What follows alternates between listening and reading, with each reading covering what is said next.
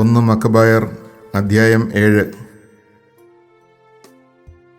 151 ആണ്ട് സെല്യൂക്കസിൻ്റെ മകൻ ദെമത്രിയൂസ് റോമായിൽ നിന്ന് കുറേ ആളുകളോടുകൂടെ ജലമാർഗം കടൽ തീരത്തുള്ള ഒരു നഗരത്തിലെത്തി അവിടെ ഭരണം തുടങ്ങി.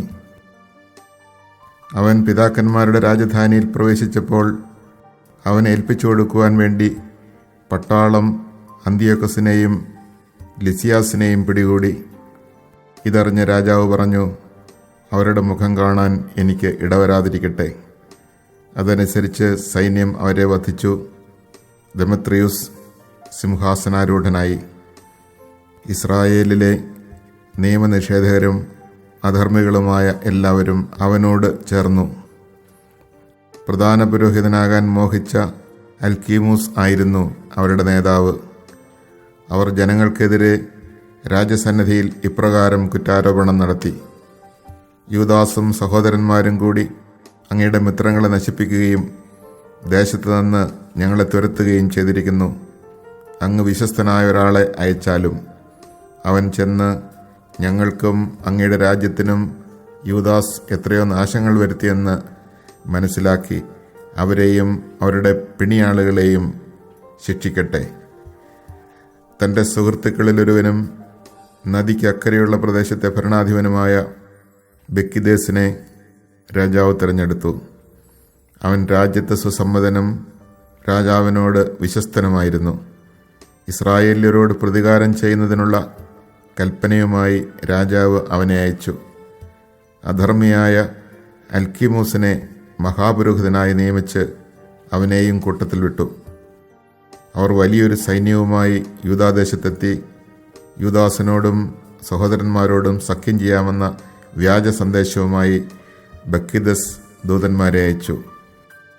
എന്നാൽ അവരുടെ വാക്കുകൾക്ക് യൂദാസും കൂട്ടരും ഒരു വിലയും കൽപ്പിച്ചില്ല. കാരണം വലിയൊരു സൈന്യത്തോടു കൂടിയാണ് ബക്കിദസ് വന്നിരിക്കുന്നതെന്ന് അവർ മനസ്സിലാക്കിയിരുന്നു. ന്യായമായ വ്യവസ്ഥകൾ അഭ്യർത്ഥിച്ചുകൊണ്ട് ഒരു സംഘം നിയമജ്ഞർ അൽക്കീമൂസിൻ്റെയും ബെക്കിദേസിൻ്റെയും അടുത്ത് ചെന്നു.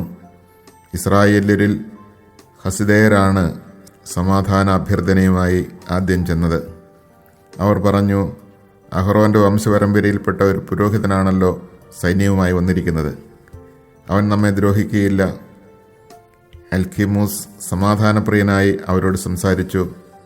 നിങ്ങളെയോ നിങ്ങളുടെ സ്നേഹിതന്മാരെയോ ഞങ്ങൾ ഒരിക്കലും ഉപദ്രവിക്കുകയില്ല എന്ന് അവൻ അവരോട് ശപഥം ചെയ്തു. അവർ അവനെ വിശ്വസിച്ചു. പക്ഷേ അവൻ ഒറ്റ ദിവസം കൊണ്ട് അവരിൽ 60 പേരെ പിടിച്ചു കൊന്നുകളഞ്ഞു.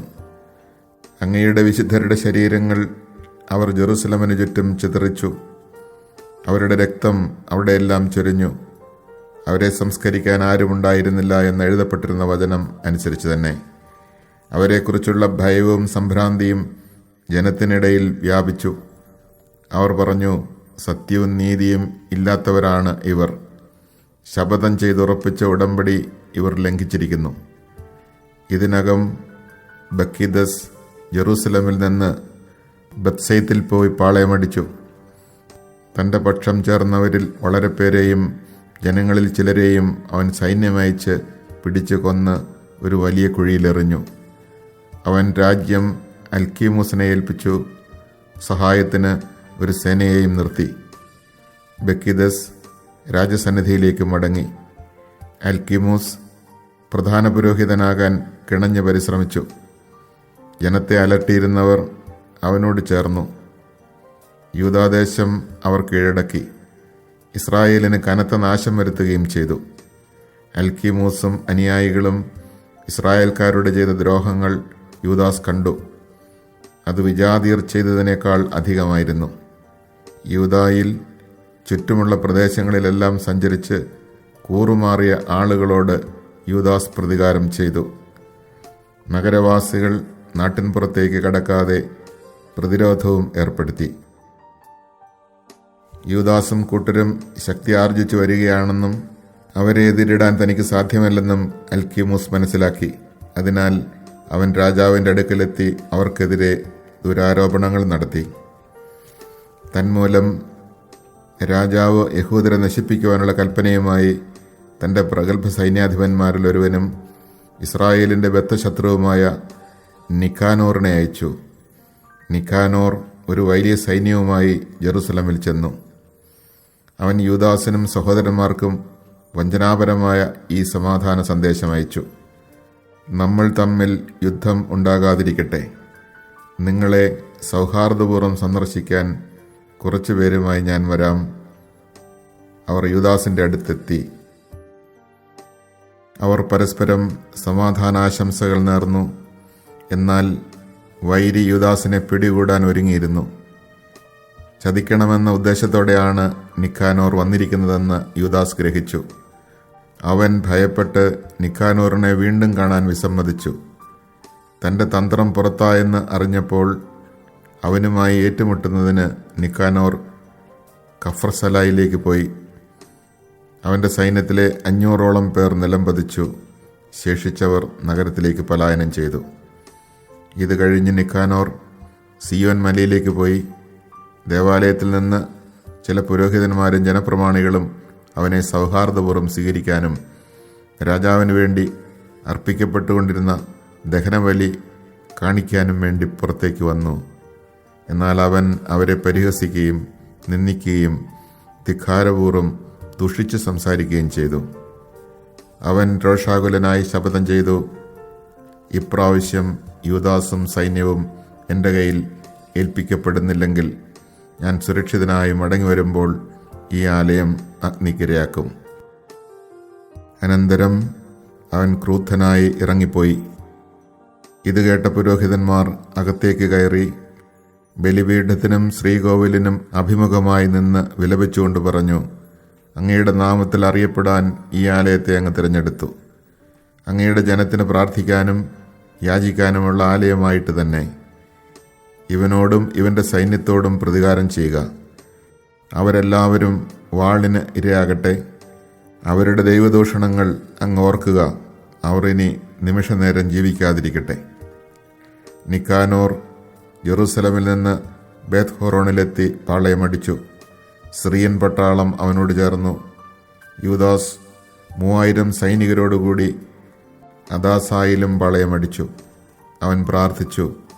ഒരിക്കൽ രാജദൂതന്മാർ ദൈവദൂഷണം പറഞ്ഞപ്പോൾ അവിടുത്തെ ദൂതൻ 185,000 അസീറിയക്കാരെ വധിച്ചുവല്ലോ. അതുപോലെ ഇന്ന് ഈ സൈന്യത്തെ ഞങ്ങളുടെ മുമ്പിൽ വെച്ച് നശിപ്പിക്കുക. നിക്കാനോർ അവിടുത്തെ ആലയത്തിനെതിരായി ദൂഷണം പറഞ്ഞുവെന്ന് എല്ലാവരും അറിയട്ടെ. അവൻ്റെ ദുഷ്ടതയ്ക്കനുസൃതമായി അവനെ വധിക്കണമേ. ആദാർ മാസം 13-ാം ദിവസം ഇരു സൈന്യവും ഏറ്റുമുട്ടി. നിക്കാനോറിൻ്റെ സൈന്യം പരാജയമടഞ്ഞു. അവൻ തന്നെയാണ് ആദ്യം നിലംപതിച്ചത്. നിക്കാനോർ കൊല്ലപ്പെട്ടത് കണ്ടപ്പോൾ സൈന്യം ആയുധങ്ങൾ ഉപേക്ഷിച്ച് ഓടിപ്പോയി. അദാസായിൽ നിന്ന് ഗസാറ വരെ ഒരു ദിവസത്തെ ദൂരം യഹൂദർ അവരെ പിന്തുടർന്നു. അപ്പോഴും യുദ്ധകാഹളം മുഴക്കിക്കൊണ്ടിരുന്നു. ചുറ്റുമുള്ള ഗ്രാമങ്ങളിൽ നിന്ന് ജനങ്ങൾ പുറത്തു വന്ന് ഓടിപ്പോയ ശത്രുക്കളെ തടഞ്ഞ് അവരെ അനുധാവനം ചെയ്തിരുന്നവരുടെ നേരെ തിരിച്ചോടിച്ചു. അങ്ങനെ അവരെല്ലാവരും വാളിനിരയായി. ഒരുവൻ പോലും ശേഷിച്ചില്ല. യഹൂദർ അവരെ കൊള്ളയടിച്ചു. നിക്കാനോറിൻ്റെ ശിരസ്സും അവൻ ധിക്കാരപൂർവ്വം നീട്ടിയ വലത് കൈയും ഛേദിച്ച് ജെറുസലമിന് തൊട്ടുവെളിയിൽ കൊണ്ടുവന്ന് പ്രദർശനത്തിന് വെച്ചു. ജനങ്ങൾ ആനന്ദത്തൊന്നിലരായി. ആ ദിവസം അവർ ആഹ്ലാദപൂർവ്വം കൊണ്ടാടി.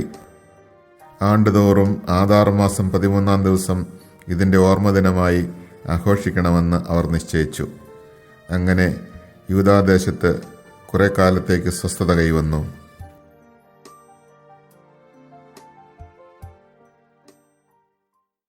Chapter 7. In the year 151, Demetrius, son of Seleucus, set out from Rome, arrived with a few men in a city on the seacoast, and began to rule there. As he was preparing to enter the royal palace of his ancestors, the soldiers seized Antiochus and Lysias to bring them to him. When he was informed of this, he said, "Do not show me their faces." So the soldiers killed them, and Demetrius sat on the royal throne. Then all the lawless and impious men of Israel came to him. They were led by Alcimus, who desired to be high priest. They made this accusation to the king against the people. Judas and his brothers have destroyed all your friends, and have driven us out of our country. So now send a man whom you trust to go and see all the havoc Judas has done to us and to the king's land, and let him punish them and all their supporters. Then the king chose Bacchides, one of the king's friends, governor of west of Euphrates, a great man in the kingdom, and faithful to the king. He sent him and the impious Alcimus, to whom he granted the high priesthood, with orders to take revenge on the Israelites.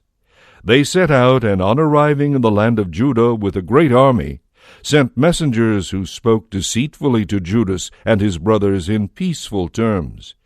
But these paid no attention to their words, seeing that they had come with a great army.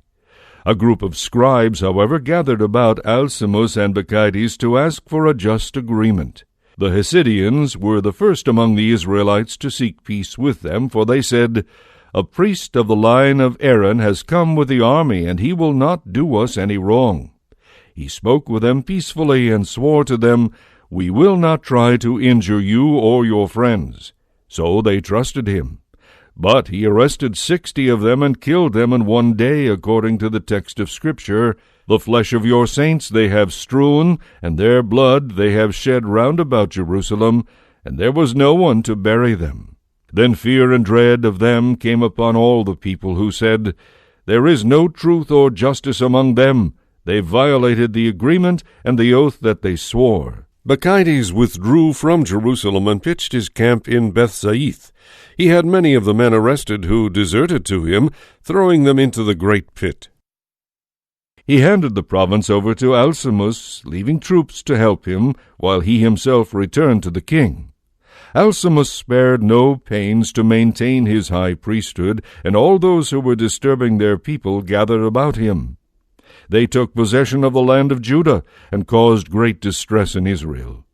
When Judas saw all the evils that Alcimus and his men were bringing upon the Israelites, more than even the Gentiles had done, he went about all the borders of Judea, and took revenge on the men who had deserted, preventing them from going out into the country. But when Alcimus saw that Judas and his followers were gaining strength, and realized that he could not oppose them, he returned to the king and accused them of grave crimes. Then the king sent Nicanor, one of his famous officers, who was a bitter enemy of Israel, with orders to destroy the people. Nicanor came to Jerusalem with a large force, and deceitfully sent to Judas and his brothers this peaceful message: "Let there be no fight between me and you. I will come with a few men to meet you peaceably." So he came to Judas, and they greeted one another peaceably. But Judas's enemies were prepared to seize him. When he became aware that Nicanor had come to him with treachery in mind, Judas was afraid and would not meet him again. When Nicanor saw that his plan had been discovered, he went out to fight Judas near Kephar Salama. About 500 men of Nicanor's army fell. The rest fled to the city of David. After this, Nicanor went up to Mount Zion. Some of the priests from the sanctuary and some of the elders of the people came out to greet him peaceably and to show him the holocaust that was being offered for the king. But he mocked and ridiculed them, defiled them, and spoke disdainfully. In a rage he swore, "If Judas and his army are not delivered to me at once, when I return victorious, I will burn this temple down." He went away in great anger. The priests, however, went in and stood before the altar and the sanctuary. They wept and said, "You have chosen this house to bear your name, to be a house of prayer and petition for your people. Take revenge on this man and his army, and let them fall by the sword. Remember their blasphemies, and do not let them continue." Nicanor left Jerusalem and pitched his camp at Beth-horon, where the Syrian army joined him. But Judas camped in Adasa with 3,000 men. Here Judas uttered this prayer: "When they who were sent by the king blasphemed, your angel went out and killed 185,000 of them. In the same way, crush this army before us today, and let the rest know that Nicanor spoke wickedly against your sanctuary. Judge him according to his wickedness. The armies met in battle on the 13th day of the month Adar. Nicanor's army was crushed, and he himself was the first to fall in the battle. When his army saw that Nicanor was dead, they threw down their arms and fled. The Jews pursued them a day's journey from Adasa to near Gazara, blowing the trumpets behind them as signals. From all the surrounding villages of Judea people came out and closed in on them. They hemmed them in, and all the enemies fell by the sword, not a single one escaped. Then the Jews collected the spoils and the booty. They cut off Nicanor's head and his right arm, which he had lifted up so arrogantly. These they brought to Jerusalem and displayed there. The people rejoiced greatly and observed that day as a great festival. They decreed that it should be observed every year on the 13th of Adar. And for a short time the land of Judah was quiet.